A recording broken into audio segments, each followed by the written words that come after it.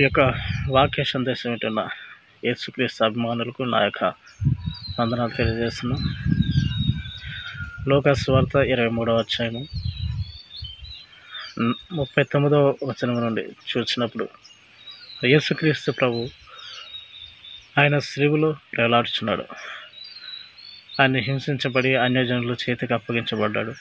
ప్రవక్తల ద్వారా చెప్పబడినట్లు మరి అనేకులు ఆయన మీద నింద వేసి మరి ఆయనను సిలువకు అప్పగించారు. ఆ సిలువ వేయబడినప్పుడు మరి యేసుక్రీస్తు ప్రభు మరి ఆయన చెప్తున్న మాటలు, సిలువ వేసినప్పుడు యేసు ప్రభు ఎవరిని దూషించలేదు, మరి ఆయన ఎవరిని అవమానపరచలేదు. ఆయనను సంఖ్యలతో మరి మేకులు కొట్టి అమరానుకు ఆ సిలువకు వేలాడదీసిన సైనికులు కూడా ఆయన మరి శపించినట్టు అక్కడ రాయబడలేదు. మరి ఎంతో అవమానకరమైన శిక్ష కలిగించిన ఆ సైనికులకు ఆయన ఏ మాట కూడా చెప్పడం లేదు. కానీ మరి ఆయన సిలువ మీద ఉన్నప్పుడు మరి సిలువ క్రింద అనేక మంది సైనికులు ఉన్నారు, కొంతమంది సమాజ మందిరపు అధికారులు ఉన్నారు, పరిసరులు, వాళ్ళ అధికారులు, ప్రధాన యాజకులు కూడా ఉన్నారు. మరి వాళ్ళు మాట్లాడుతున్న మాటలు, మరి వీడు ఇతరులను రక్షించాడు కానీ తనను తాను రక్షించుకోలేకపోయాడు, మరి తనను తాను రక్షించుకోలేకపోయాడు అని అదే వారికి తెలుసుకున్నారు. కానీ మరి ఆయన చెప్పిన మాటలు వీరు మరి కొంతమంది విన్నారు, కానీ విని దాని యొక్క విలువ, దాని యొక్క సత్యాన్ని గ్రహించలేకపోయారు. యేసు సిలువ వేయబడకముందు చెప్తాడు, నా ప్రాణాన్ని నేనే పెట్టుచున్నాను, పెట్టడానికి అధికారం ఉంది, తిరిగి తీసుకోవడానికి కూడా అధికారం ఉంది. అయితే ఆయన వచ్చిన కార్యం, ఆయన వచ్చిన ఆ యొక్క దైవ చిత్తం నెరవేర్చబడాలంటే యేసు ప్రభు అన్యాయంగా చంపబడాలి, ఆయన రక్తము శరీరం నుండి రావాలి, ఆ రక్తం ద్వారా పాపులను క్షమించాలి, రోగులను స్వస్థపరచాలి, ఇంకా పరలోక రాజ్యానికి ఒక మార్గం చూపించాలనేది.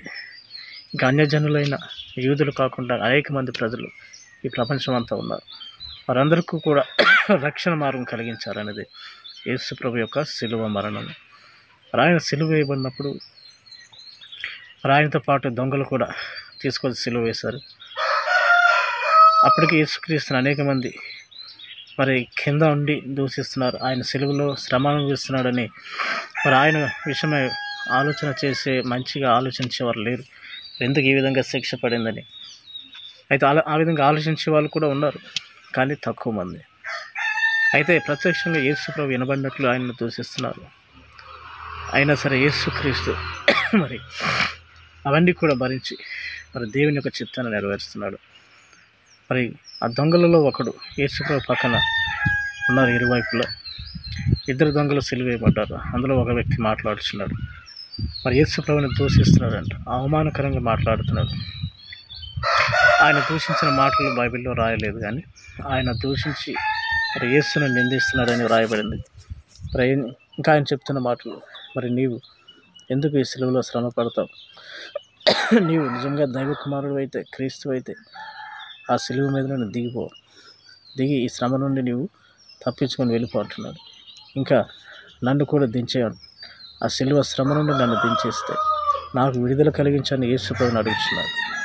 దేవుని యొద్దకు వచ్చినప్పుడు, దేవుని అడిగేటప్పుడు, మనం శ్రమలో ఉన్నప్పుడు, కష్టంలో ఉన్నప్పుడు మరి ఏ విధంగా రావాలి? మరి విరిగి నలిగిన మనుషులతో దేవుని యొద్దకు రావాలి. మనం ఎంత దుర్మార్గంగా ప్రవర్తించినా, మనం ఏ దుర్నీతిలో ఉన్నా సరే ఆయన యొద్దకు వచ్చే విధానం, ఒక మార్గం ఉంటుంది. మనల్ని మనం తగ్గించుకుని దేవుని యొద్దకు రావాలి. దేవునికి మనం ఆజ్ఞాపించి, అంటే దేవుణ్ణి మనం మార్పు చెందుకుంటా, మనలో ఉన్న మనలో పశ్చాత్తాపం రాకుండా మరి దేవుని నుండి ఏదో పొందుకోవాలి, ఏదో సహాయం కలగాలంటే అది అసాధ్యం. దేవుడు కూడా అటువంటి వారికి ఏ విధమైన సహాయం చేయడు. ముందుగా మనల్ని మనం తెలుసుకోవాలని ఆయన కోరుచున్నాడు. మనల్ని మనం తగ్గించుకొని దేవుని వద్దకు వచ్చినప్పుడు మరి మన యొక్క పాపమును ఆయన క్షమిస్తాడు. మరి ఎటువంటి బంధకాల్లో ఉన్నా, ఎటువంటి అపాయంలో ఉన్నా సరే ఆయన ఆ యేసు ప్రభు తన యొక్క కనికరము ఆయన యొక్క సహాయం మన కొరకు పంపిస్తాడు. అయితే ఈ దొంగ దేవుని అడిగే విధానం, మరి అతడు అహంకారంతో మాట్లాడుతున్నాడు. తన యొక్క స్థాయి, తన యొక్క విలువ, తన ఒక విలువ లేని మనిషి, విలువ లేని స్థితిలో ఉండడం మర్చిపోయాడు.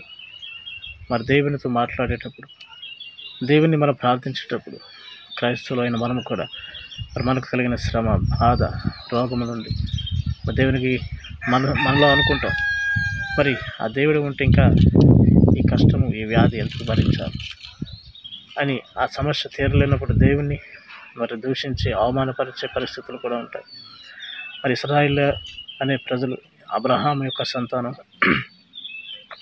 వారు అరణ్యంలో ఉన్నప్పుడు ఎర్ర సముద్రం దాటిన తర్వాత ఒకనొక సమయంలో నీళ్లు వారికి అవసరమై ఉన్నది. ఆ అరణ్యంలో వారు నీళ్లు తాగాలి. మరి దేవుడు వారికి నీళ్ళు ఇస్తాడు. నీళ్లు ఆయన ఇవ్వగలడు. అయితే మరి ఎవరిని కూడా దేవుడు అపాయంలో లేదంటే శ్రమలో ఉంచడానికి ఆయన పిలవడు. ఒక కష్టము, శ్రమ నుండి బయటకు తీసుకొచ్చేదంటే మరి ఆ యొక్క జీవితము ఆ దేవుని ద్వారా ఒక సహాయము, విడుదల కలగడానికి ఆయన ఆలోచిస్తాడు. మరి ఇశ్రాయేలు ప్రజలు మోషే మీద, దేవుని మీద సనగారంట. మోషే మీద సనుగుతున్నారు. ఈ అరణ్యంలో ఎందుకు తీసుకుని వచ్చావు? నీళ్ళు లేకుండా ఇక్కడ ఏం చేయాలి? మరి నువ్వు చేసిన పని ఏంటి? మరి మమ్మల్ని ఐగుప్తులో ఉంచితే బాగుండు కదా, ఈ అరణ్యంలో నీళ్ళు లేక చనిపోతామే అని వారు తినే ఆహారం బట్టి వారికి దాహం అయినప్పుడు మరి సనుగుతున్నారు మోషే మీద, దేవుని మీద. మరి వారు సనుగినందుకే దేవుడు ఏం చేశాడంటే తాపకరమైన పాములు పంపించాడండి. ఆ నాగపాములు లాంటి విషసర్పాలు, అవి కరిచిన వాళ్ళు అనేకులు చనిపోయారు. మరి దేవుని మీద సనుగడం అంటే దేవుని యొద్దకు వచ్చినప్పుడు మనం తగ్గించుకోవాలి. మనం ఆ దేవుని అడిగే విధానము, ఆయన చేసిన మేలులు మనం జ్ఞాపకం చేసుకొని మనలో మార్పు కలిగినప్పుడు మనం దేవుని యొద్ద ప్రార్థించాలి. తగ్గించుకునే దేవుని సన్నిధికి వస్తే తప్పకుండా మనకు సహాయం కలుగుతుంది. మరి ఈ విధంగా మరి యేసుక్రీస్తు ప్రభు విషయంలో చూసినప్పుడు ఆయన సిలువ వేయబడ్డాడు. ఒక దొంగ మాట్లాడుతున్నాడు, నిన్ను నీవు రక్షించుకొని మమ్మల్ని రక్షించు అని చెప్పి ఆయనను దూషించారు. అయితే యేసు ప్రభు ఆయనతో ఏమైనా మాట్లాడాడంటే ఒక్క మాట కూడా చెప్పలేదు. నువ్వు మారు మనసు పొందని చెప్పలేదు, నువ్వు మాట్లాడింది సరిగా లేదని చెప్పలేదు, నువ్వు ఈ దుర్నీతిలో ఉన్నావని చెప్పలేదు. ఆయన కొన్నిసార్లు ఆయన ఏ సమాధానం చెప్పడు. మనం మార్గము సరిగా లేనప్పుడు మనం దేవుని నుండి ఏ జవాబు పొందుకోలేము. అయితే తీర్పు అనేది మన కొరకు ఎదురు చూస్తుంటుంది. అయితే ఆ దొంగ ఆ విధంగా మాట్లాడినప్పుడు మరి ఒక దొంగ ఉన్నాడు, వాడు కూడా సిలువ వేయబడ్డాడు. ఈ సిలువ వేయబడిన దొంగ మరి ఆ దేవుణ్ణి దూషించిన ఇంకొక దొంగతో అంటున్నాడు, మరి మనమైతే ఈ సిలువ శిక్ష భరించడానికి ఇది మనకు తగినదే. మనం చేసిన పాపములు, దుర్మార్గతలు, దుర్నీతిని బట్టి ఎంతోమందిని హింసించి, అనేకులను హత్య చేసి, అనేకులకు జీవనాధారమైన ఆహారం, జీవనాధారమైన ఆ సంపదను, డబ్బును, బంగారాన్ని మనం అన్యాయంగా దొంగిలించాం. కాబట్టి మనకి ఈ శిక్ష సరైనదే అని తన యొక్క గత జీవితాన్ని జ్ఞాపకం చేసుకొని పశ్చాత్తాపడుతున్నాడు. సిలువలో మరి చివరి సమయంలో పశ్చాత్తాపం, అదే పశ్చాత్తాపం ఇంకా కొన్ని నెలల ముందు అతనికి ఆ దొంగకు వచ్చి ఉంటే అతడు ఆ సిలువ మరణానికి వచ్చేవాడు కాదు. ఆ నేరం చేసి ఆయన పట్టుపడేవాడు కాదు.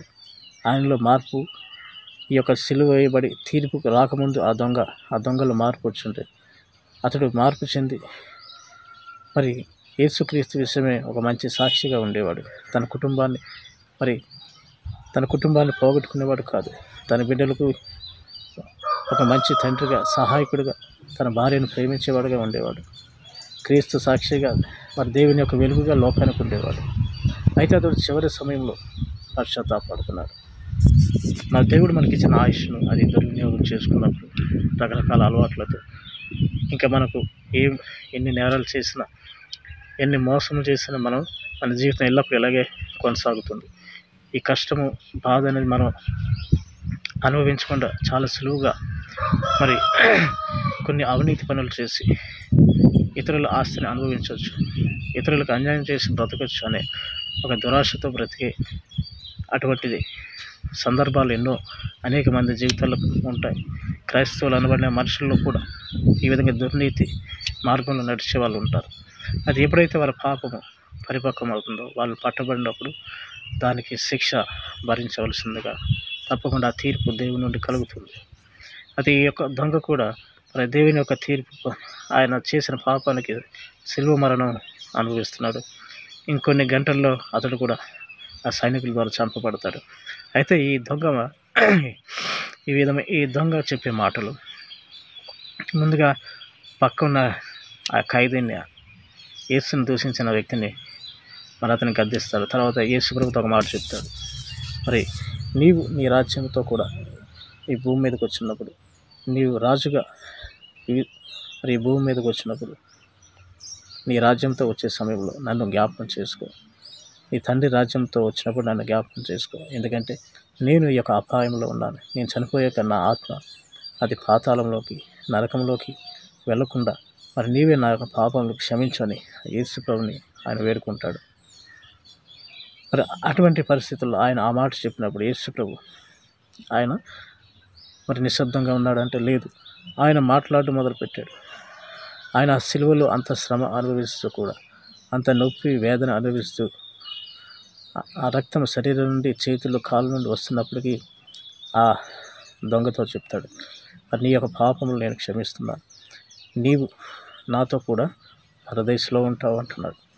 నేడు నాతో పరదేశంలో ఉంటావు.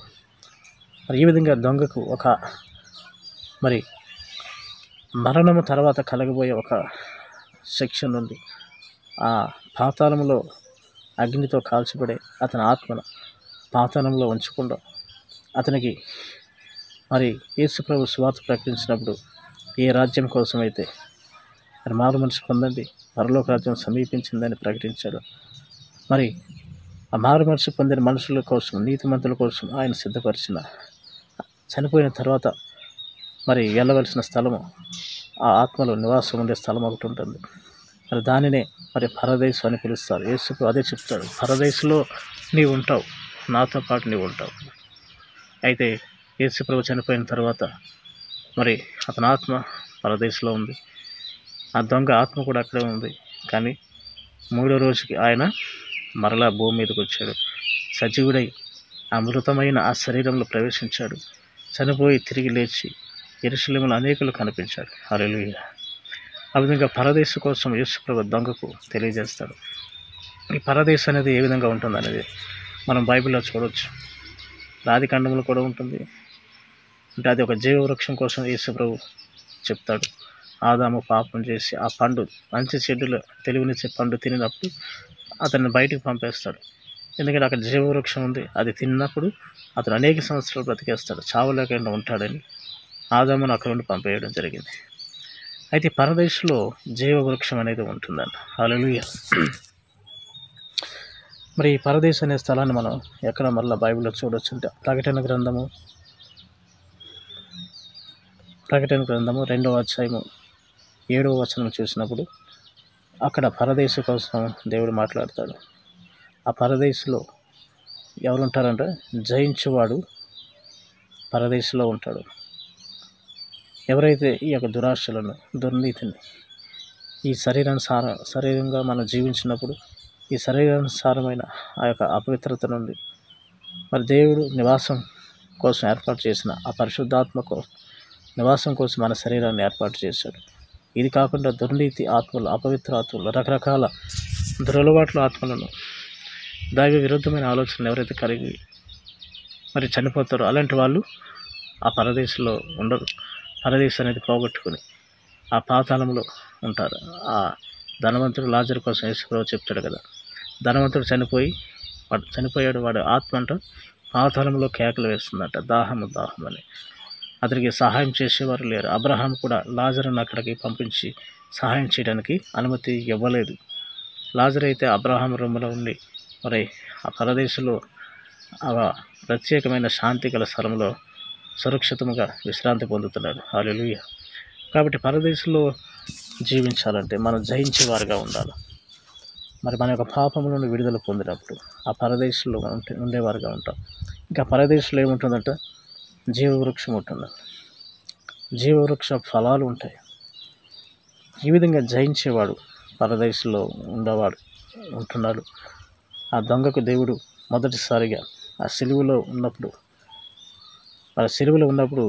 ఆ చివరిసారిగా ఆ దొంగకు సువార్త విషయమై మరి అతన్ని విడిపించడం జరిగింది. అతని ఆత్మను పాతాళంలో నుండి విడిపించాడు. అలాగే మన ఆత్మను కూడా మనల్ని కూడా ఆయన విడిపించగలడు. మనకు దేవుడిచ్చిన శరీరం ఆరోగ్యంగా మన ఆయుష్ ఉన్నప్పుడే మన దేవుడిచ్చిన యవ్వన శరీరాన్ని అనేక సంవత్సరాలు దీన్ని మరి దేవుని మార్గం కాకుండా దుర్నీతిలో దురలవాట్లలో మరి అపవిత్రమైన పనులు చేసి మరి వాళ్ళు రోగం తెచ్చుకొని నశించిపోయే యవనస్తులు అనేక మంది ఉన్నారు. అయితే దేవుడు మనలను ఇంకా ప్రేమిస్తూనే ఉన్నాడు. ఇంకా ఇప్పుడైనా మనం ఆ యొక్క దుర్నీతి నుండి ఆ యొక్క అపవిత్రమైన సంబంధాలు విడిచిపెట్టినట్లయితే మనం బ్రతికి ఉండగానే దేవుని రాజ్యాన్ని చూసేవారుగా ఉంటాం. దేవుడే మనతో నివాసం చేస్తాడు. దేవుడు మనకిచ్చిన ఆయుష్ దేవుడు దాన్ని దీర్ఘాయుష్గా మార్చి మరి మీరు మీ కుటుంబానికి ఉపయోగపడేవారుగా ఉంటారు. మీ కుటుంబాన్ని దేవుని మార్గంలో నడిపించేవారుగా ఉంటారు. ఇంకా లోకానికి మీరు వెలుగుగా ఉంటారు. హల్లెలూయా. ఈ విధంగా యేసుక్రీస్తు ప్రభు మరి ఆయన సిలువలో ఉండి పరదేశం కోసం మరి ఆ దొంగను క్షమించి అతని ఆత్మను పరదేశంలో ఉంచాడు. అతనిని నరకము నుండి తప్పించాడు. అపవాది మన దూతల కోసం దేవుడు నరకం చేశాడు. కాబట్టి మన కోసం దేవుడు అది చేయలేదు, కానీ మన కోసం ఆయన పరలోకాన్ని సిద్ధపరుస్తున్నాడు. హల్లెలూయా. అలాగే మరి ప్రకటన గ్రంథం 22వ అధ్యాయం చూసినప్పుడు నూతన యెరూషలేము అనే పట్టణము అది పరలోకం నుండి దిగి వస్తుందంట. ఈ నూతన యెరూషలేము అనే పట్టణం అక్కడ కూడా ప్రకటన 22వ అధ్యాయంలో కూడా మనం ఈ జీవవృక్షం కోసం తెలుసుకోవచ్చు. ఆ జీవ నది కోసం తెలుసుకోవచ్చు. ఆ జీవవృక్ష మరి అది నెలకు ఒకసారి కాపు కాస్తుందంట.